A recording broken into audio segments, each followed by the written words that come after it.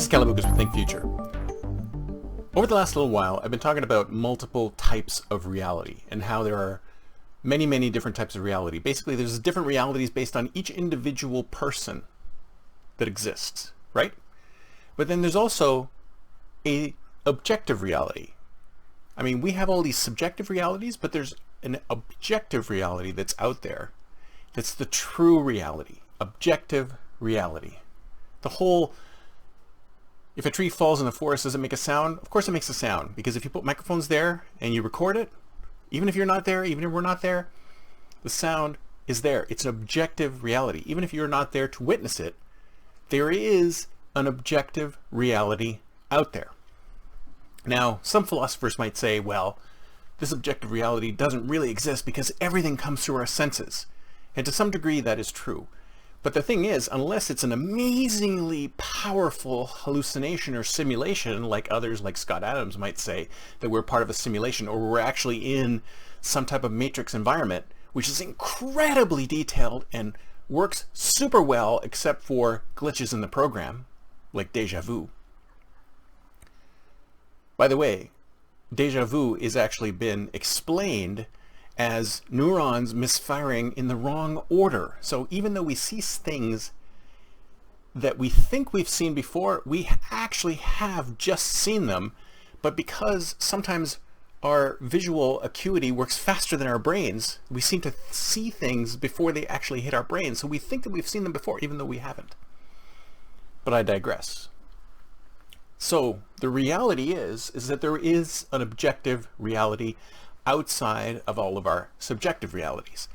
And the problem is that we love, especially in this time of COVID and living behind screens like we're living now, especially in this kind of time, we enjoy sort of collapsing ourselves into our own subjective reality, because this subjective reality that we've created for ourselves isn't just something we've created ourselves.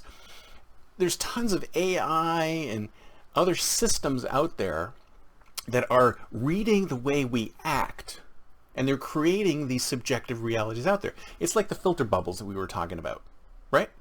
So that there are all these subjective realities out there, and everybody lives in their own subjective reality, but these subjective realities are being manipulated by these AIs, these big tech companies, these feeds, news, anything that's coming into you, right?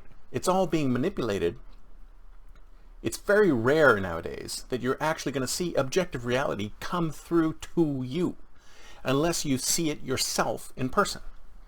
And that's one of the things you need to focus on in order to build true products and services that work outside of the box in an objective universe, right? If you keep building things that are specific to your subjective reality, then you're not going to be able to manage those things when they're outside of your subjective reality. This is why so many people, I think this is probably one of the reasons, one of the keys why so many startups fail, is that they stay in a subjective reality, or they build a product for subjective reality of a subset of human beings, as opposed to a product that can thrive and survive in the objective reality, right? So one of the things I try to do is I try to make sure that people's subjective reality mimics objective reality as much as possible. And we have this thing called a reality group. And this was something that was inspired by Robert Greene, who wrote The Laws of Human Nature. And he's written a whole bunch of books like Mastery, really good stuff. I suggest you go out and get them. And I'll put the links below in the description. But basically, one of the things that is very important about what he talks about is that the closer you can get to objective reality, the closer you can get your team to understand objective reality, then the more effective they will be, the more productive they will be, the closer they get to objective reality.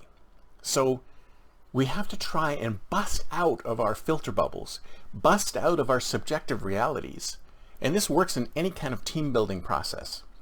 If you get out of your subjective realities and push yourself into an objective reality, or as close to an objective reality as you can, only then can you become most effective, most productive, and most true to reality. So busting into that objective reality should be all of our goals. All of our goals should be to seek the truth, which is, strangely enough, objective reality. So that's one of the things that I help work with. If you're having the same trouble thinking about yourself, you're probably in this filter bubble, you're in this subjective reality, you're thinking to yourself, why am I feeling so disconnected from the world? Why am I feeling so disconnected from the world? Why are my products and services not working? Why is there's such a disconnect? We need to form this reality group. We need to take your team and turn it into a reality group, get it to understand objective reality. And then once it understands objective reality, you know how to pivot to be able to make your product and service more successful.